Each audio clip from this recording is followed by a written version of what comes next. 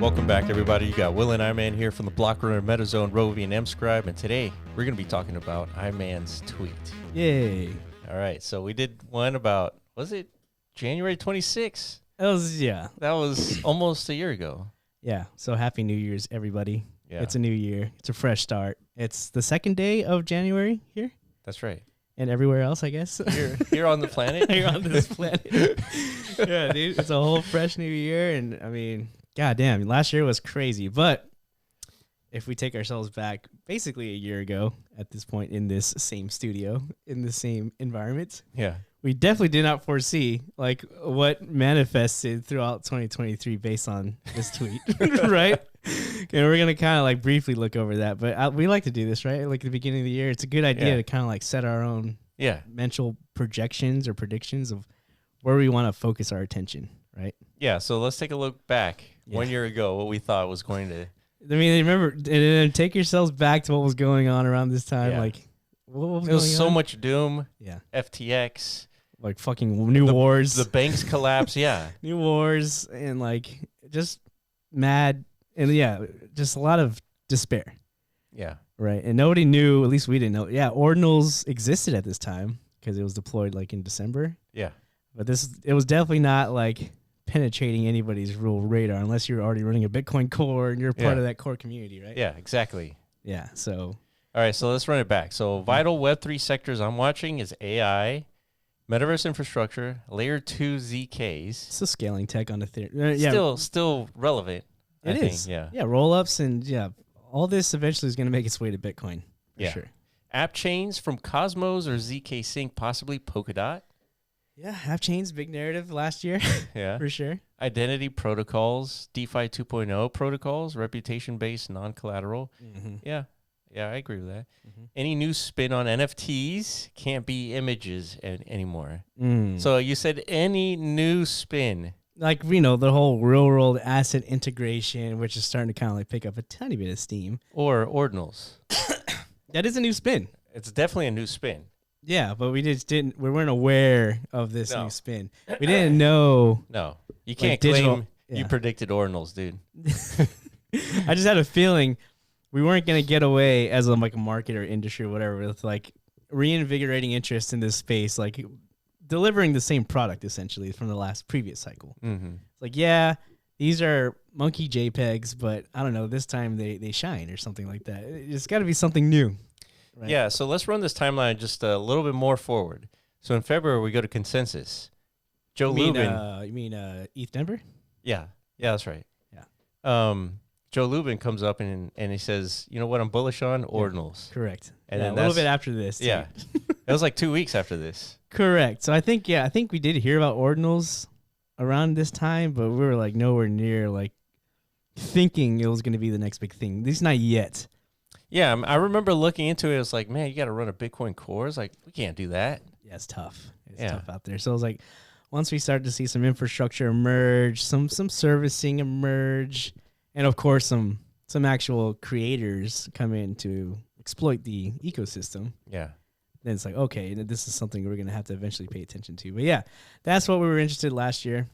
And by the way, this got 178 views, dude. Yeah, see, I think that kind of like paints the picture of how off we were. Yeah. But eventually we found our new center, right? Which is Bitcoin. That's right. Yeah. So this is our new prediction here. All right. So fast forward, basically an entire year, 2024 sectors relevant to Bitcoin. We at the Block Runner will be paying attention to smart contracts and function enablement, L2 infrastructure. Should we talk about each one? Yeah, definitely. Well, let's just run through this list real quick, okay. And then we'll do like a quick L2 infrastructure, DeFi, GameFi, metaverse on Bitcoin, bitmaps, and BRC420, AI, IDOs and DAOs, digital matter theory and NATs, and the China narrative. Yeah, we just had to throw in the China narrative just because of it's going to play such a big factor this cycle, and we're already kind of like seeing it. Definitely. Yeah. I mean, if you're just on Twitter, you can kind of see it. If you're around last cycle, there was like a complete absence of like the Chinese community in the whole ecosystem. Like you didn't see them on Twitter. Mm-hmm. It was large, and for good reason, right? There was a lot of regulatory scrutiny back in the East. It's true. During last cycle. This cycle, all the regulatory scrutiny is like focused on the West this time. Yeah. And like the East has been liberated from all this nonsense. It's like, you guys are free to like explore this new digital renaissance. Go for it. And they're going ham. Yeah. Ham sandwich, dude, all the way. Not only that, the government is participating. Yeah, they're like supporting this. Yeah.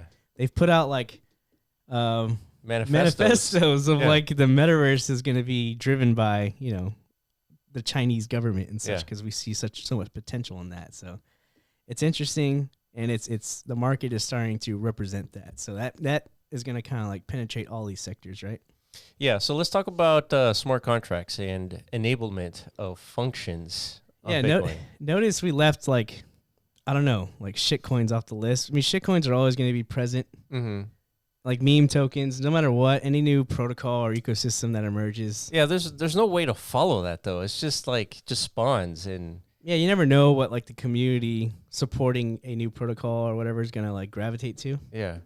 It's literally if you're interested in that sector, you want to know like what's the next PayPay or the next Shiba, the next Doge, whatever. Yeah. It literally is just which one of these is making the most noise on Twitter. Right. That's it. Right. Simply that. Where are the best memes coming from? But that's definitely not going to be on our radar. You're not going to see a bunch of videos on this channel like, you know, breaking news. Yeah. You know, the next big fucking meme coin has arrived. Right. You're never gonna see that title. No. It's because they're unpredictable. And we're just genuinely not interested in that. Yeah. Right. Not. That's why we added smart contract and function enablement as like the first thing we're paying attention to, because that's where real substance comes. Right. The developers have to be able to do something with these tokens, right? Yeah. That's where value comes from, right? The developers. Yeah. And so once the developers can go in and start creating like functions, then that's where a lot of value is going to be building, and a lot of liquidity is going to be going in that direction. Yeah, like real utility, right? Right. Not just like pure market speculation. Of course, we understand crypto is its main like product offering is like the introduction of new speculative vehicles. Yeah. Now, how that can be further utilized, that's the interesting part to us. How do we leverage this new financial vehicle to onboard communities, and therefore what can these communities do with their action, their behavior, to kind of produce some new value that is actually potentially really good for humanity at scale, right? Yeah, that's what we want to find out. And this is a good talking point, because we just interviewed Basepad and Lambda's building a smart contract on Bitcoin. Yes. And so and there's others too, working on the same thing. Yeah, exactly. And that video is going to be out this Saturday. So stay tuned for that. So L2 infrastructure, that's going to be another one that's going to be huge. Yeah, these two kind of go together, right? Yeah. In a sense. To a certain, because it's hard to kind of develop a smart contract on Bitcoin. But you should be able to do it on layer 2. Correct. But if you can't, go full blown like new smart contract enablement, then you do something like what Benny's doing, right? With the TAP ecosystem. Yeah. Or what Unisat is attempting to do with modulation, I guess, right? Like, let's bring in the possibility to add new function and logic to these inscriptions, right? Which there's a chance that Casey is also doing modules. Yeah, exactly. So that's important. And whenever you see the first projects or ecosystem developers leveraging this, taking advantage of that, that's a good sign. Yeah. Those are things you want to like really pay attention to and support, Yeah, so next is DeFi and GameFi. So decentralized finance and game finance. Yeah, this is the stuff that comes after you set these two pillars, right? Yeah. You get layer 2 to, have some sort of like scalability where things don't completely collapse. And then you have function. Like, so what do you do with all this, right? Yeah, yeah. Yeah, so now you have like potential staking, lending protocols. You have functions in a game or in a virtual environment. Yeah, now things that you do like, in a virtual space, so let's call it bitmap for this example. Now they have purpose and meaning, right? Like your time presence in some activity in this virtual... Yeah, equals some sort of token. Yeah, some sort of value gain. Right. You can't have that without these first two. Because for one, typically that's a very high like throughput requirement or request, like an API or whatever, to kind of like track player activity. Layer 1 blockchains can't really like support stuff like this, right? So the layer 2 infrastructure is going to have to exist for game developers to kind of like program this into the ecosystem, right? And then we have metaverse on Bitcoin, which is you know, DeFi and GameFi is going to be running on top of that. 100%. Yeah. So the metaverse on Bitcoin is huge because we're talking about the whole stack here, right? There's going to be hardware, like an actual hardware level stack part of this, where people are going to be hosting the metaverse. Then there's the operating system layer, Okay. right? And then there's the application layer, right? And then there's the content, right? That sort of like meshes, puts everything, you know, together. Yeah, this is, what you just laid out is very complex. Oh yeah. Yeah, this whole metaverse thing it's hard to understand and I'm starting to get it for us, I guess, because we've been thinking about this for many years now. We see like all the different layers and pathways and stuff that need to exist because we've been actively developing. So we understand like where all the data has to be routed to and such. And yeah, it really does end up becoming like as complex as the internet over time. Yeah. So yeah, the fact that this is starting to emerge on Bitcoin, and we have two standards as of today to kind of like build on top of with Bitmap and BRC 420.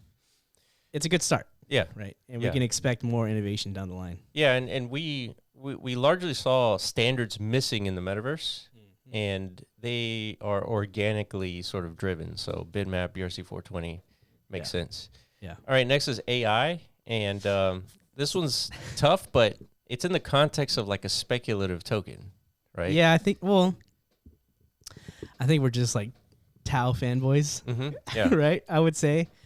And this is like not ordinals related at all. But before we discovered ordinals, we were like really into what we were identifying as like a potential solution to like one of humanity's biggest problems, which is centralized AI, right? Yeah. It's a big one. It's a big issue. It's existential threatening.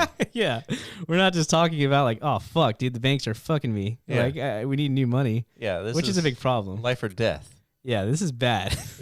And we need to really like source our tools, like take inventory of what we can do to kind of address this. And there's a real potential Web3 is actually a killer solution to this problem, potentially. Right. Yeah, and Bitensor, they came out with an update where there's like these tokens on these subnets. And so we need to investigate, what that is. And I think on January 9th, they're going to do a little discussion on it. Yeah, and of course, AI itself is going to play a major factor into metaverse, like content proliferation. I mean, that's like one of NVIDIA's major focuses is like, how do we get AI to be much more robust? Because they understand the requirements of an actualized metaverse, right? It's literally a virtual reality. Yeah. Seriously, it can become that. And if you think about the computational requirements of like generating that, rendering that in real time or whatever, it's true. It's tremendous, right? And AI is going to really help in that sector. So how is that going to manifest on Bitcoin? Layer 1, layer 2, whatever? We don't know. TBD. Yeah, but that's something we're looking out for. Right. IDOs and DAOs. All right, what's your angle on this? Well, everything we just said, guess what? Is going to require money. Funding. Raising capital, yeah. Yeah, how are we going to like source capital into all these different sectors and initiatives so they don't just become flash in the pan like hopium moments, right? It's just dreams. Yeah. How do we actually execute on doing all of this? Yeah, so basically the mania that we saw in Ethereum, it's going to be happening again on Bitcoin. Yeah, it happens every cycle. Yeah. It happened in 2017. Speaking of Bitcoin cats, they raised $100 million. Yeah, I don't know if that's like solving any of the... Oh, it's a GameFi initiative, right? Yeah, I guess. It's a metaverse in a sense, I mean, it's pinging some of these... At least that's what they're trying to portray. Yeah, I mean, we can't go around, stamping legitimacy on everything. It's too impossible. It's too difficult. You would literally have to which we like to do is have everybody come onto this channel to speak with us. That's the best way you can kind of gauge someone's genuineness and authenticity. That's right. But beyond that, all you have to go by is Twitter. Probably the least authentic of platforms and the biggest proliferation of fake news and such. So it's hard to say, but nonetheless. So already IDOs have been proven to be, what's the word? Effective capital capital aggregators. Correct. Yeah. And DAOs, I mean, that's just another spin on that. And yeah, we'll see. Now that there's so many different like token protocols and such, I think the next phase of that is like, all right, now let's governize all this stuff. Yeah. And like form real communities and real Yeah. ecosystem around that, you know? All right, next is digital matter theory and non-arbitrary tokens. I'll let you go ham on this one, dude. Like, Yeah. how do you think this is gonna like manifest and proliferate this year? I think this is huge only because Bitmap was I guess the first non-arbitrary token, and it was largely the non-arbitrary factor of it was largely why we were so bullish on it, even though we didn't necessarily know that was why. And I feel like a distillation of that value in a framework is going to be leveraged heavily by not only the Bitmap community, but just people in general on this whole mania that's going to be happening on Bitcoin. Yeah. It's like, imagine if you could leverage the data on Bitcoin's blockchain to create tokens. Yeah. Or just anything. Just the idea, I feel like, of sourcing. And I don't think DMT and NATs is going to be like the only attempt at deriving new value from this like embedded data layer that exists on every chain, but is obviously most valuable on Bitcoin. Yeah. Right. I don't think like this framework that we introduced is going to be like the end all be all. No, definitely not. But it is like the first attempt that we've seen at trying to like formalize this idea. Yeah. And yeah, how it's going to like manifest from there is another TBD, right? Yeah. Yeah, for sure. Because this is completely organic and totally new. Yeah, and people will be able to generate thousands of tokens based off of your bitmap, right? It's just a community just saying, hey, I generated this token. You can inscribe it from your bitmap, and you can participate in my activity, my experience over here. Yeah. So you have any news about this, dude, on this front? So I've been chatting with Benny, and he says he's getting extremely close to finishing the indexing for NAT. So trading should be happening relatively soon after Jubilee. Right. So if you guys remember, our last NAT update video was probably like a couple weeks ago or something. Yeah, it's all about this Jubilee that's coming up in literally a few days. Right. That is like what the ecosystem, not just track, but everybody now is kind of like looking forward to kind of like even Unisat. Yeah, Unisat like backpedaled. Yeah. Away from, they're like, you know what, we're just going to fork this. We're going to freeze it, and now they're saying that we're going to support Jubilee. We're going to respect it. Yeah. So everybody has to respect the Jubilee. You have to, dude. Yeah. And then from there, we can kind of like rewire all of our indexers to kind of, we're all going to be on the same page. That's right. And that was kind of like the point. It's like a 1.0. Like, yeah, it's the full official release. The official release. That's right. So it would make no sense to kind of like resist that. It's like, dude, like it's released, it's official now. Yeah. So let's all support this and let's all be on the same page, and we need this cohesive alignment, right? Not like this. You know what? We're gonna silo over here while you guys do all that nonsense. Right. That's not the way. And finally, we got China narrative. Yeah, which I guess we already talked about. Yeah, China is gonna dominate this space. The Chinese community, I think. Yeah. I'm seeing a lot more Chinese on my Twitter timeline, dude. Yeah, me too. I think it's a good thing there's a translate button on Twitter. Yeah. Thank God for whoever incorporated that. It should automatically translate for you, but whatever. Yeah, nonetheless, I think a lot of the big narratives are probably going to emerge from the like the Chinese community. That's my prediction, and I think a lot of it has to do because, unfortunately, like the U.S. government stance on all this is like putting fear and fright into a lot of the developers of the West. Yep. And you're going to see the results of that, I think, this cycle. Like a lot of the innovation space is migrating towards the East, away from the West, because it's so unfriendly, like being a Web3 startup in the West. Yeah, agreed. It is. There's just so much fear and uncertainty. I remember at that ETH Denver conference, everyone was like literally afraid of like the government. And he's like, dude, we just can't even operate here because you're going to get fucked no matter what. Yeah. Yeah, I totally agree. China, I mean, anytime we saw the China impact in 2016, 2017, and everything went ham. And as soon as that liquidity evaporated, we didn't see as craziness as we had hoped in the last cycle in 2021. Maybe that's why Bitcoin never really did like the 100K. Like everyone was expecting it to really explode. I mean, it did like a 3x from its previous all-time high. Yeah, but it's really not that crazy. Yeah. Like, and it's probably because of that. There's not enough capital from all sectors of the globe.